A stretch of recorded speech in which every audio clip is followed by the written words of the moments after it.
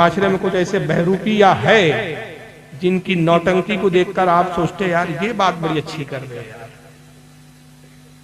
اب ان میں انصاف کو دیکھیے آپ. میں تمہیں اللہ اس کے رسول کا واسطہ دیتا ہوں، امت بن کے رہو، مسلم بن کے رہو، کوئی گنجائش نہیں. اپنے اپنے عقیدے پر پکے رہو، دوسرے کے لیے گنجائش رکھو. اپنے اپنے عقیدے پر پکے رہو، دوسرے کے لیے گنجائش رکھو. کتنا پیارا جملہ ہے. کتنے مسلح قوم و ملت ہے. اس ادا پہ تو ابلیس بھی حیران ہے. ہائے میرے بھولے بچے، کتنا بھولا ہے تو. امت بن کے رہو، امت بن کے رہو، بکھرو مت، فرقے مت بنو. فرقہ تو آپ ہو گئے. ہم تو کل بھی غریب نواز کو مان رہے تھے وہی ہیں، ہم تو کل بھی غوث اعظم کو مان رہے تھے وہی ہیں، ہم تو کل بھی امام حسن کو مان رہے تھے وہی ہیں. ہم تو ہٹے ہی نہیں. ہٹے تو آپ ہو، چھوڑا تو آپ نے ہے. آپ کے بھی ابا جان سے پوچھو بھائی آپ پہلے کون تھے؟ بریلی تھے بیٹا، درگاہ جاتے تھے. اب کیا ہوا؟ دین اب سمجھ میں آیا. یا اللہ 1400 سال کے بعد بڈھے کو اب سمجھ میں آیا. دین 1400 سال پہلے آیا، سمجھ میں اس کو آ جائے. کتنا لیٹ چل رہا ہے. شیطانی الفاظ ہے یہ. کیا میں ذمہ داری سے کہتا ہوں اگر طارق جمیل کا کوئی چاہنے والا ہے، اور یہ بچے لوگ ریکارڈ کر رہے ہیں، انشاءاللہ نیٹ پہ ضرور ڈالیں.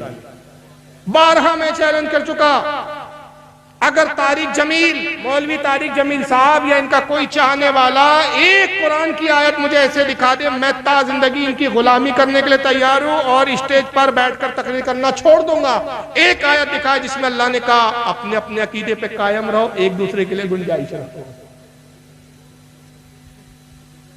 بتائیے ہے کوئی قرآن میں؟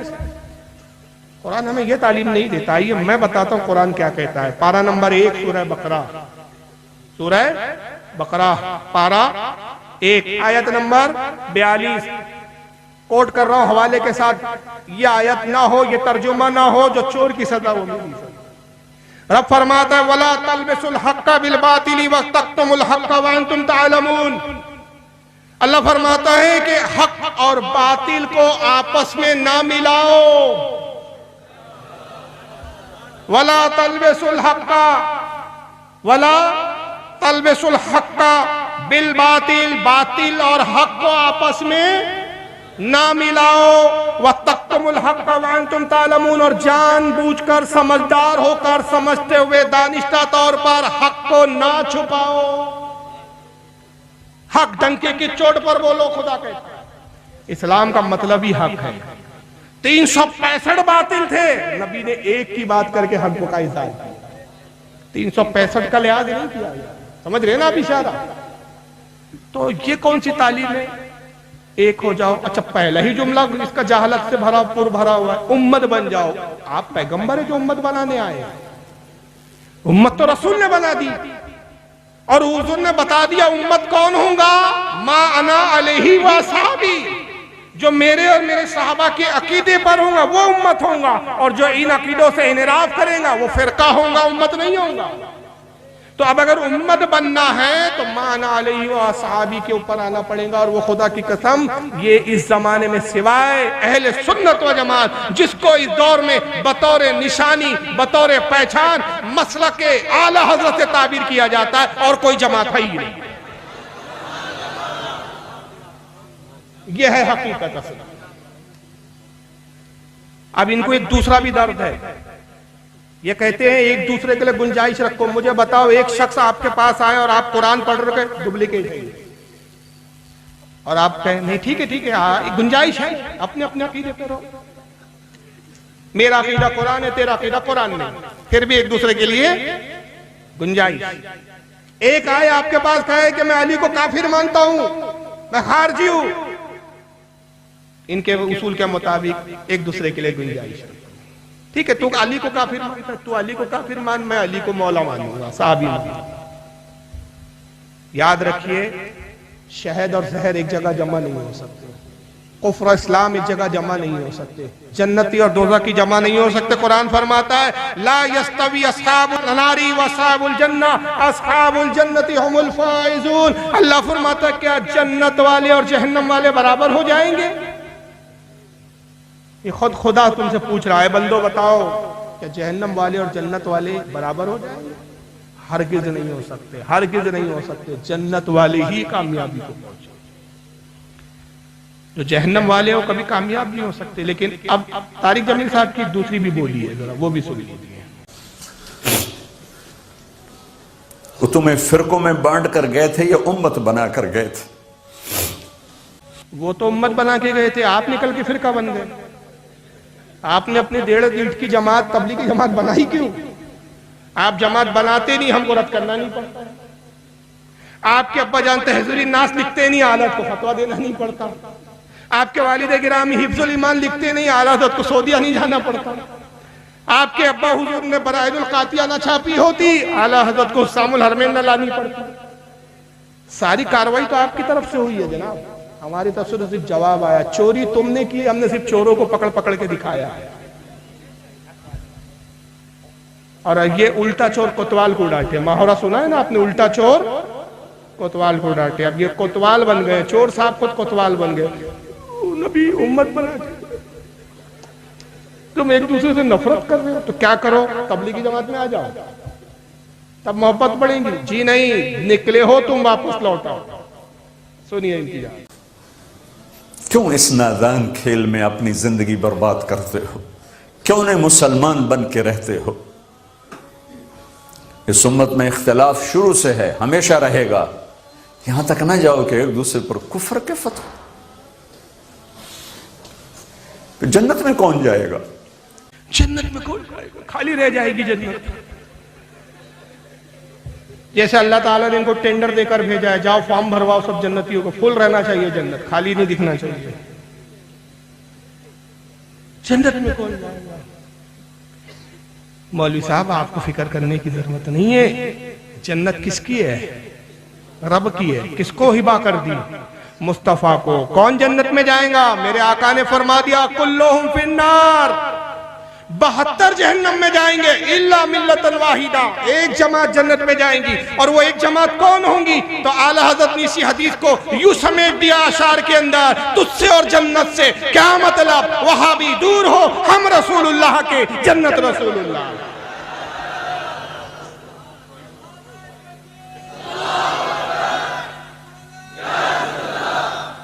تو ایک دوسرے کو کافر نہ کہو۔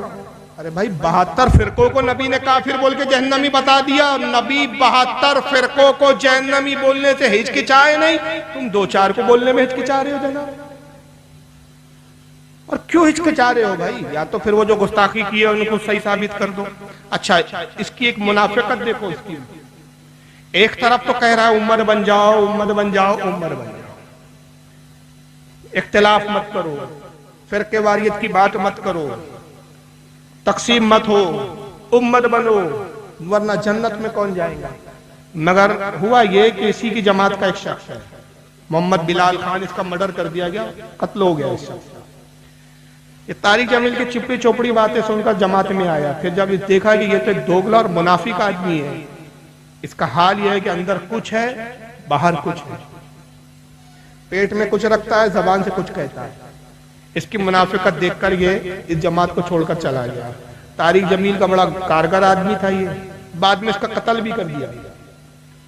یہ انہی کے چینلوں پر ڈلی ہے، کوئی ہمارے ویب سائٹ اور چینل پر نہیں۔ اگر آپ یوٹیوب پر جا کر محمد بلال اور یہ طارق جمیل نام ڈال دے آپ ورسز، تو آپ کو کئی چینلوں پر یہ ٹیلی فون کی جو گفتگو ہوئی ہے طارق جمیل کی اس سے وہ مل جائے گی۔ اس میں طارق جمیل کیا کہتا ہے پہلے سنیے، تبصرہ بعد میں کریں گے۔ میں ان کا دفاع نہیں کر رہا ہوں بیٹا، میں اپنے جو وے آف میرا جو ورک ہے نا، میں اس کی ڈیفینیشن بیٹا آپ کو بیان کر رہا ہوں۔ میں اللہ کے فضل و کرم سے اپنے اکابر کے ہی عقائد پر ہوں، لیکن یہ ہمارا سافٹ کارنر ان کے لیے، ان کو قریب کرنے کے لیے ہے۔ تو بیٹا کسی چیز میں بھی نا اس طرح ایکسٹریم ہونا یہ مناسب نہیں ہوتا۔ آپ میری اولاد کی طرح ہیں، آپ جو بھی کہیں گے میں بڑے پیار سے سنوں گا۔ ہاں میں آپ سے یہ درخواست کروں گا، آپ میرے لیے اگر آپ سمجھتے ہیں کہ میں کوئی بہت غلط کر رہا ہوں یا کفر پھیلا رہا ہوں، نہیں، میں نے کفر پھیلانے کی بات نہیں کی مولانا صاحب، جو بات میں نے کہی ہے اس سے میں تجاوز نہیں کرتا۔ مجھے دین کا جو ہے نا آپ جتنا علم نہیں ہے، لیکن مجھے حدود کا ضرور پتہ ہے کہ میں آپ کو نہیں کہا آپ کفر پھیلا رہا ہوں، اتنا تو کرو نا، اتنا تو کس کرو بات کو ضرور نا۔ پھیلا ہے؟ इस वक्त जो एक बात तो अल्लाह ने मुझे दी है ना, एक नेमत के देवबंदियत को दुनिया में खामोशी के साथ अल्लाह ने मेरे जरिए से पहुंचाया है, और लोगों कितने बरेलवी खानदान टूट के आ गए, कितने शियों के आ गए। मत के देवबंदियत को दुनिया में खामोशी के साथ अल्लाह ने मेरे जरिए से पहुंचाया है, और लोगों कितने बरेलवी खानदान टूट के आ गए, कितने शियों के आ गए।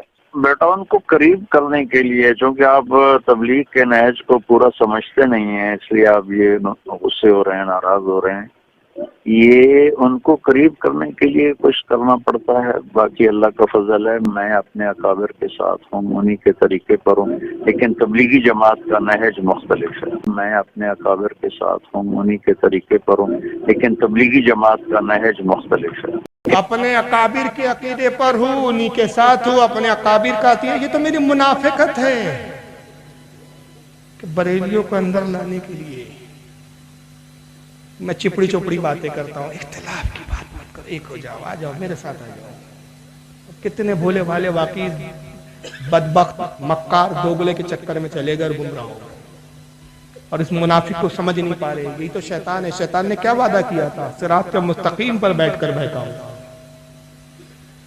ये वो मुनाफिक है साहब, और यही चीज देखकर इसने जमात को छोड़ दिया था। ये मोहम्मद बिलाल खान करके है, मुझे नहीं मालूम बाद में ये तौबा करके बरेलवियत की तरफ आया नहीं आया, लेकिन बहरहाल इसका कत्ल हो गया, मर्डर कर दिया गया। तो ये दोगलापना देखिए आप तारिक जमील का, कि एक तरफ तो तुम उम्मत बन जाओ, किसी को बुरा मत कहो, किसी को मत कहो, कोई फिरकावारियत की बात मत करो, वरना जन्नत में कौन जाएगा। और दूसरी तरफ मैं उन्हीं अकायद पर हूं जो मेरे अकाबरीन का अकीदा है, और वो क्या है जिसकी बुनियाद पर हम उन्हें काफिर मानते हैं। हिफ्जुल ईमान में मौलवी अशरफ अली थानवी ने लिखा, रसूल का इल्म गैब जानवर और पागलों की तरह है। तहज़ुरुन नास में मौलवी कासिम नानातवी ने लिखा, ये किताबें आज भी छपती है, आज भी मिल रही है, बट रही है, बिक रही है, और ये एक दूसरे को तोहफतन भी दी जाती है, खरीद भी सकते हैं आप, बिल्कुल खुलेआम ये किताब मिलती है, कोई नापैद नहीं हो गई। तहज़ुरुन नास में कासिम नानातवी ने लिखा, हुजूर के बाद भी कोई नया नबी पैदा हो सकता है। बराहिनुल कातिया में, बराहिनुल कातिया इत्तेफाक से मौजूद भी है ओरिजिनल मेरे पास, बराहिनुल कातिया में खलील अहमद अम्बीठी ने लिखा, रसूल से ज्यादा इल्म तो शैतान को है। उसमें लिखा, माज़अल्लाह हुजूर का मिलाद मनाना जन्म कन्हैया के जन्मदिन मनाने से ज्यादा बदतर है। ये वो किताबें थी। फतावे रशीदिया, फतावे रशीदिया में रशीद अहमद गंगोही ने लिखा, अल्लाह ताला झूठ बोल सकता है। ये वो बातें थी, ये वो गुस्ताखियां थी अल्लाह रसूल के बारे में, जिसकी बुनियाद पर आला हज़रत फाजिल बरेलवी, और सिर्फ तन्हा आला हज़रत नहीं बल्कि अरब व अजम के उलमा ने मुत्तफ़िका तौर पर, और उसके बाद हिंदुस्तान के और एशिया के वो तमाम उलमा जो उर्दू जानकर समझते थे, उन तमाम उलमा ने मुत्तफ़िका तौर पर इन पर फतवे लगाए, और फतवे लगाए कि ये ऐसे बदतरीन काफिर है कि जो इनके कुफ्र में और अज़ाब में शक करे वो भी काफिर है। तो इनके कुफ्र की बुनियाद इनके बातिल अकायद थे। अब एक पहलू आपने देखा, तीसरा पहलू मैं तारिक जमील का दिखाता हूं। तारिक जमील के जुमले याद है क्या नहीं? एक दूसरे के लिए गुंजाइश रखो, अपने अपने अकीदे पर कायम रहो, किसी को बुरा मत बोलो, उम्मत बन जाओ, वरना जन्नत में कौन जाएगा। वही तारिक जमील दूसरी जगह फिर क्या कहता है, ये ऑडियो सुनिए जरा। ये भी सुन लो कि तक सहाबा को काफिर कहने से आदमी काफिर नहीं होता। ये अपने ही अकाबिर के फतावा में मैंने पढ़ा है। एक आदमी कहता सारे सहाबा काफिर थे, इस पर इसके कुफर का फतवा नहीं आएगा। अंदाजा लगा कि इनको काफिर कह दो तो ये बुरा मान जाएंगे, इन्हें काफिर कह दो तो ये हमें झगड़ालू और फिरकावारियत फैलाने वाला डिक्लेयर कर देंगे। मगर ये बड़ी फराग दिली से कहेंगे कि सहाबा को काफिर कहने से आदमी काफिर नहीं होता। आपकी मर्जी हो तो अबू बकर को काफिर कह दो, आपका दिल चाहे, आपसे मुराद सुन्नी नहीं ये लोग, आपसे मुराद ये है। आप चाहो तो अबू बकर को काफिर बोल दो, आप चाहो तो साहब हजरत उमर को काफिर, किसी भी साहबा को काफिर कह दो, आप पे कुफ्र का हुक्म नहीं लौटेगा। आप इतने दूध के झूले हुए हैं। बस जमात पे शर्त है कि 2 चिल्ले लगाना पड़ेगा, 2 चिल्ले लगा लो, फिर किसी साहबी को आप काफिर कह दो। माज़अल्लाह इसमें कोई तखसीस नहीं है, मुतलकन कहा है इसने। اگر وہ یہ کہتا ہے کہ میں عام صحابی کی بات کر رہا ہوں تو عام گفتگو کر سکتے تھے، بحث کر سکتے تھے کہ عام صحابہ کی تکفیر کا کیا حکم ہے، اس لیے مطلقاً کا، اور جب مطلقاً کہا تو اس میں ابو بکر صدیق بھی آ گئے، حضرت عمر بھی آ گئے۔ اب میں صرف ابو بکر صدیق کے بارے میں بتا دوں کہ میرے صدیق اکبر کا ایمان وہ ہے کہ آقا کہتے ہیں ایک پلے میں ابو بکر کا ایمان رکھ دیا جائے اور دوسرے پلے میں میری امت کے قیامت تک کے مسلمانوں کا ایمان رکھ دیا جائے تو ابو بکر کا ایمان سب پر وزنی اور بھاری ہے۔ پوری امت کا ایمان ابو بکر کے ایمان کے برابر نہیں ہو سکتا۔ ان کے نزدیک ان کو بھی کافر کہہ دو تب بھی آپ پکے سچے مسلمان، دودھ کے دھلے ہوئے، مگر ان کو کافر کہہ دیا آپ نے، اور وہ بھی بنیادوں پر۔ صحابہ کو کافر کہنے کی تو کوئی بنیاد نہیں ہے۔ کسی سر پھرے تبلیغی کا سر پھر گیا، اس نے بول دیا، کسی دیوبندیوں پہ دیو سوار ہو گیا، اس نے بک دیا، لیکن اس کی تکفیر نہیں کریں گے آپ۔ مگر ان کی تکفیر ہو جائے، ان کو کافر کہہ دیا جائے تو یہ پھر ناک سے کھینچ کر، سمجھ رہے نا، ناک کی غلاظت اندر حلق میں لے کر روتی صورت بنا کر آ کے کہیں گے ایک دوسرے کے لیے گنجائش رکھو، امت بن جاؤ، کسی کو برا مت بولو۔